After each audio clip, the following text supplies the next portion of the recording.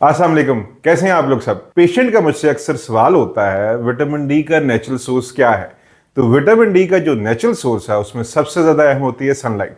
अगर हमारा जिस्म सनलाइट को एक्सपोज हो तो हमारे स्किन के नीचे कुछ ऐसी कीमियाई मुरक्कबात हैं कि सूरज के अंदर मौजूद जो रोशनी है और कुछ रेज है उनको विटामिन डी में कन्वर्ट कर देती है। देखने में तो ऐसा लगता है ये बड़ा आसान है कि हम सड़क पर चलते हुए जाएं और विटामिन डी बन जाए, लेकिन हमारा जो लिबास है खासतौर पे पाकिस्तान में वो पूरे जिस्म को ढांपता है और खासतौर पे खवातीन में, जिसकी वजह से सूरज का प्रॉपर एक्सपोजर नहीं हो पाता। हालांकि पाकिस्तान में अक्सर सूरज निकला हुआ होता है, every day is a Sunday, लेकिन इसके बावजूद जो कुदरती सोर्स है विटामिन डी पैदा करने का, हम इससे पूरी तरह फायदा नहीं उठा पाते।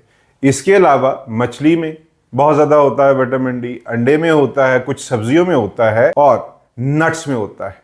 लेकिन ये बात यहां पे बताना बहुत ज्यादा जरूरी है कि अगर किसी में विटामिन डी की डेफिशिएंसी है तो फिर उसको ये डेफिशिएंसी पूरी करने के लिए सिर्फ खुराक से तो ये पूरी नहीं हो सकेगी, उसको बहुत ज्यादा मिकदार में फिश खानी पड़ेगी, जो प्रैक्टिकली ह्यूमनली पॉसिबल नहीं है।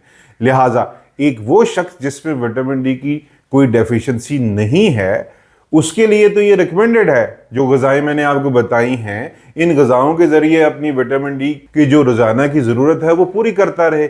लेकिन हमारे यहाँ विटामिन डी की डेफिशिएंसी है और अक्सरियत जो पॉपुलेशन की है उनमें विटामिन डी की कमी पाई जाती है।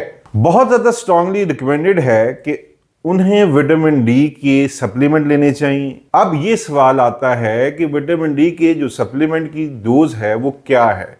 डोज बताने से पहले ये बताता चलूं कि कोई भी मेडिसिन, कोई भी विटामिन या कोई भी सप्लीमेंट आप हमेशा किसी डॉक्टर को कंसल्ट करके ही लेंगे। लेकिन ये बहुत कॉमन किस्म का विटामिन है जो इस्तेमाल किया जा सकता है और विटामिन डी अवेलेबल है सॉफ्ट जेल की फॉर्म में और कुछ इंजेक्शन की फॉर्म में भी आता है जिसमें आप तोड़कर उसको पी सकते हैं और बहुत सी कंपनीज पाकिस्तान में से बनाती हैं। उसमें जो छोटा बच्चा है उसके लिए विटामिन डी की डोज होती है 1000 इंटरनेशनल यूनिट, एक दिन में लिया जा सकता है।